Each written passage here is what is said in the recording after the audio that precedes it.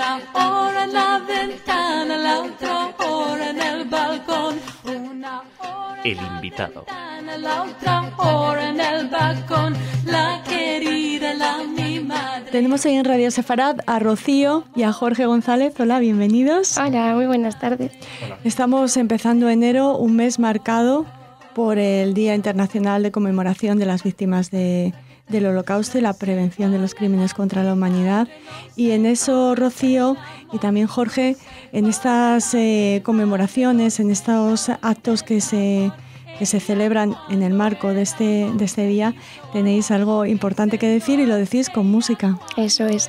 El día 4 de enero vamos a estar a las 7 de la tarde en el Centro Sefarat Israel, calle Mayor 69, y voy a dar una conferencia sobre mi tesis de investigación y finalizaremos con 3 canciones maravillosas. Una de ellas ha compuesto Jorge. Y bueno, va a ser un acto yo creo que muy emotivo y muy bonito. Y muy poco corriente, Rocío, porque no se habla casi nunca de la música de la Shoah, ¿no? No hemos dicho un detalle muy importante, que los dos sois músicos. Exacto, que es una violinista tesis, y pianista. Que la tuya es una tesis de tu máster de Eso violín. es, de interpretación solista, sí. Y cuéntanos por qué el Holocausto, por qué la Shoah, por qué Auschwitz. Pues mira, yo siempre me ha gustado la historia.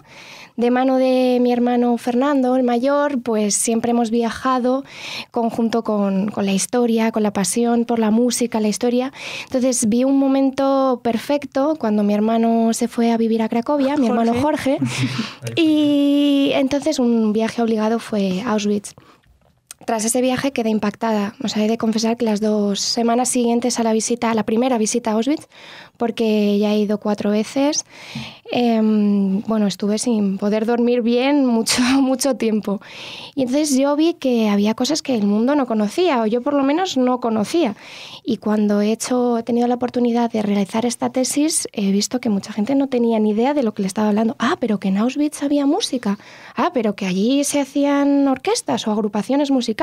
Y en los guetos también. Entonces, pues eso despertó mi interés acerca de cómo poder investigar y cómo poder descubrir todo lo que allí hubo, ¿no? Y entonces tuve la oportunidad de hacer una tesis con en el centro Katarina Gurska, donde estoy estudiando, un máster. Y está en Cuatro Caminos. Y bueno, aquí en Madrid. Sí, yo terminé el superior y empecé a realizar un máster. Lo termino este año y ya entregué mi tesis y ha ido fenomenal. Entonces me la llevó un doctor. ¿Que sabía algo del tema? No sabía nada del tema, pero le encantó y me ha asesorado muchísimo y ha sabido guiarme fenomenal.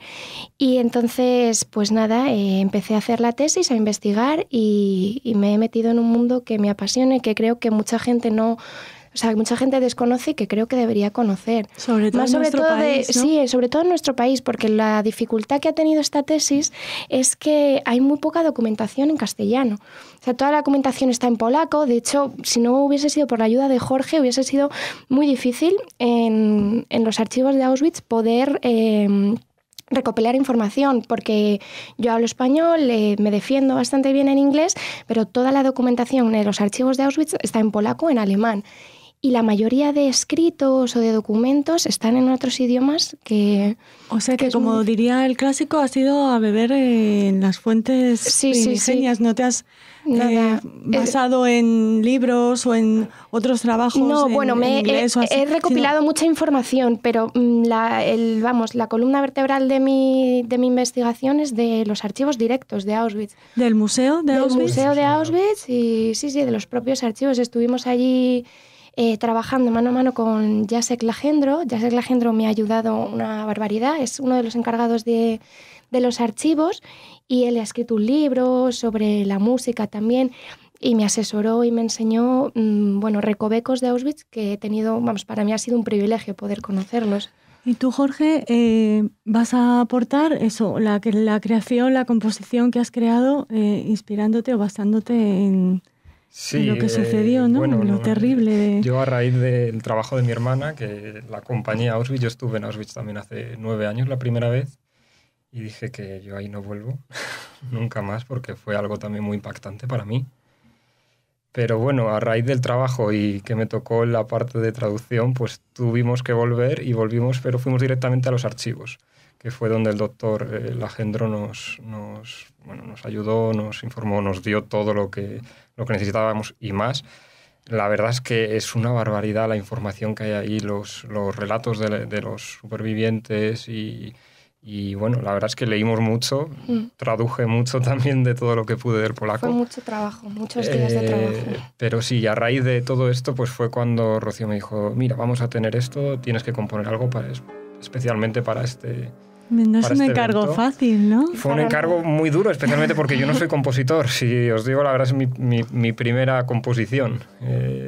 Yo soy pianista y la verdad es que nunca me había centrado en el tema de la composición.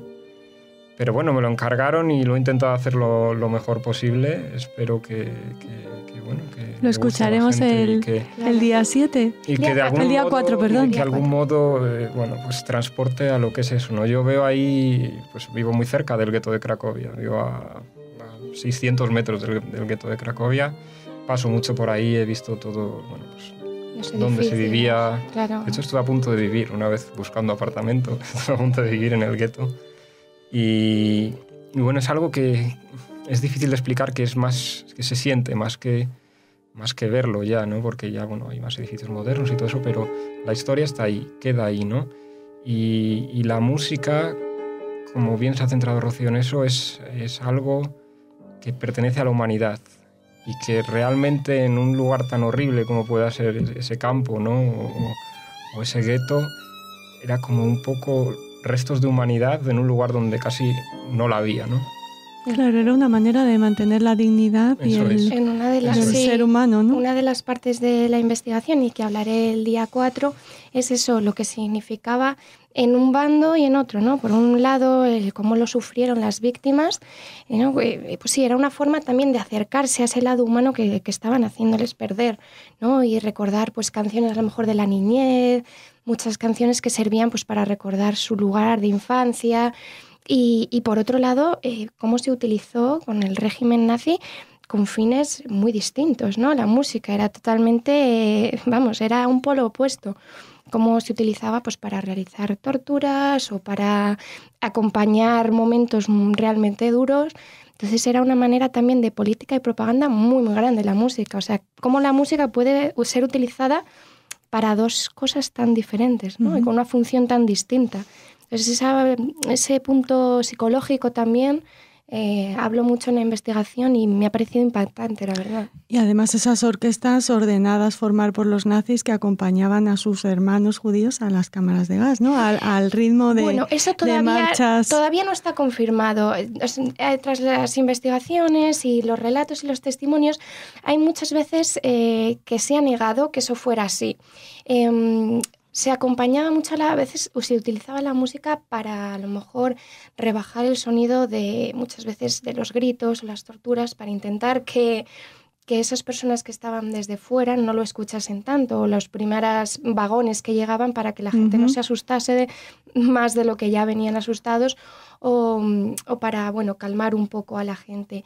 Pero no está demostrado que se utilizase para llevar directamente a la cámara de gas la música. Bueno, pero sí estaban presentes cuando llegaban lo digo por los testimonios de Alma Rose Mahler, ¿no? Por ejemplo, y las orquestas de... Eso sí, para acompañar a las bajadas de los transportes, sí que había, sobre todo la orquesta de mujeres, de Birkenau. Eso, y para entretener a los nazis también, ¿no? Efectivamente, los conciertos de los sábados y los conciertos de los domingos, que hacían especialmente para los nazis, para las familias de los nazis que venían al campo a escuchar, porque eran conciertos de mucha calidad, según claro, seguro que había muchas violinistas. Seguro. Y muchas músicas. Había músicos profesionales, claro. Grandes músicos que pasaron, que gracias a Dios pudieron sobrevivir a eso y nos cuentan sus relatos, y han sido y fueron y siguen siendo hoy en día.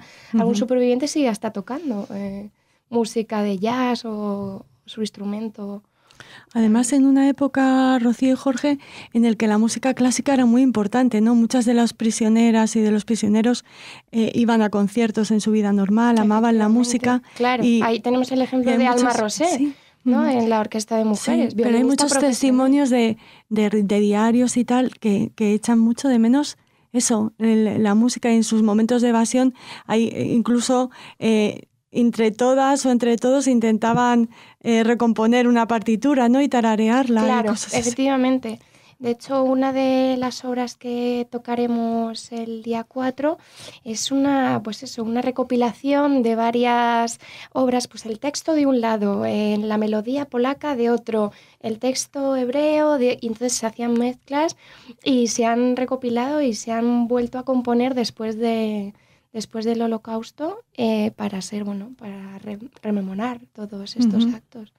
Claro, no solo la interpretación, sino también la composición. Se compuso en los campos. Se compuso, pero desgraciadamente con la llegada inminente de las tropas aliadas en el 45, como ya se veía el final de este horror, pues muchas de las pruebas fueron destruidas, como bien sabemos. Entonces, la mayoría de instrumentos, partituras y todo eso fue quemado y fue destruido completamente. Entonces se conservan muchas cosas, pero de Auschwitz se conservan nada más que un lied y una marcha que se compuso, que el propio autor se llevó del campo cuando lo liberaron.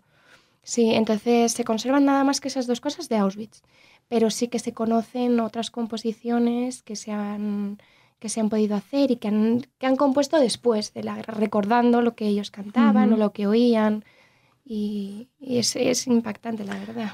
Tú te has centrado en Auschwitz, pero también tocas, nunca mejor dicho, un poquito Terezín, ¿no? Sí, hablo un poco de Terezín porque tuve la suerte de conocer a una superviviente, una niña que cantó en el coro de niños de Terezín, Dagmar Lieblova, y tuve la suerte de asistir a una conferencia suya de 3 horas y media, que con la edad que tiene ya la mujer fue impactante todo lo que nos contó y el tiempo que nos dedicó. Fue maravilloso y después pude tener una entrevista privada con su intérprete. Bueno, fue una entrevista telefónica, pero pude preguntarle muchas cosas y comentarle acerca de mi investigación. Y ella nos contó muchas cosas y me ha parecido muy importante hablar de Terezín porque fue un instrumento de propaganda tremendo para el régimen nazi.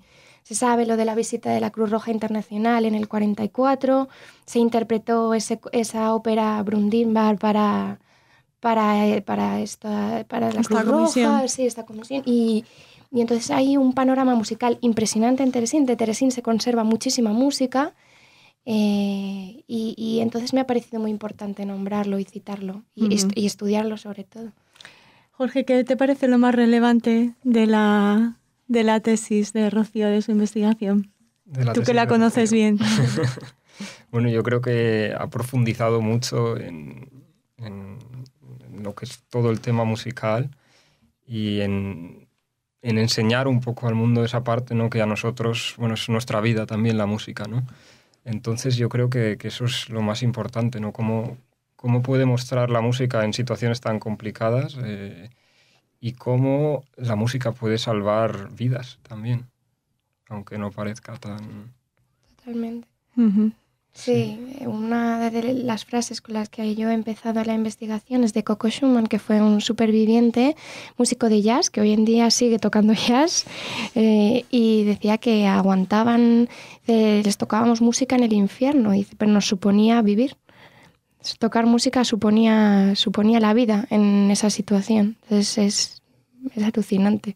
Bueno, les invitamos por supuestísimo a unirse a este homenaje a esos músicos, compositores que estuvieron sufriendo este infierno en los campos. Contadnos cómo va a ser, qué músicas vamos a oír en el acto del día 4. El día 4 en el Centro Sefarad es más parte dedicada a la conferencia. Terminaremos el acto con 3 piezas, no muy largas, y lo más importante va a ser el día 24. El 24 de enero vamos a estar en el Círculo de Bellas Artes y vamos a hacer un concierto explicativo. Será un concierto de 1 hora y va a ser una recopilación de música del Holocausto, va a ser obras que se tocaban especialmente en ciertos barracones, que se sabe que se han hecho... recopilaciones de esa música con distintos instrumentos, con instrumentos de la época, obras que estaban prohibidas, un poco como revelarnos un poquito, ¿no? Ante la situación que vivieran todas esas personas de no poder expresarse con la música que ellos querían. Compositores polacos, por ejemplo, Wieniawski estaba totalmente prohibido. pues vamos a hacer una recopilación el día 24 en el Círculo de Bellas Artes de toda esa música pues dedicada a las víctimas y que nosotros hemos considerado que es apropiada para ese momento. ¿Con violín y piano? Con violín y también? piano, eso es. Un concierto explicativo, vamos a explicar por qué cada obra, en qué momento. Yo creo que va a ser un acto muy bonito, sobre todo ahí, vivirlo, intentar expresarlo. Sí. Pero bueno, no podemos esperar al 24 porque el día 4 Eso es. tenemos esta cita a las 7 de la tarde. A las 7 de la tarde. Es entrada libre. Es entrada libre y seguro que va a estar muy, muy interesante porque, claro, aquí no nos puedes contar todo lo que sabes sobre el tema. Necesitaríamos muchas horas de entrevista. Bueno, el acto se llama La música en Auschwitz, el sonido del Holocausto. ¿Y cómo se llama tu composición, Jorge? Mi composición se llama Bohaterów Getta, que en polaco significa los héroes del gueto. Bueno, pues oiremos los héroes del gueto, oiremos el piano de Jorge y el violín de Rocío y tu conferencia, un extracto seguro de esa tesis que tanto trabajo te ha supuesto, pero por la que te felicitamos. Muchísimas gracias a los dos. Gracias. Gracias.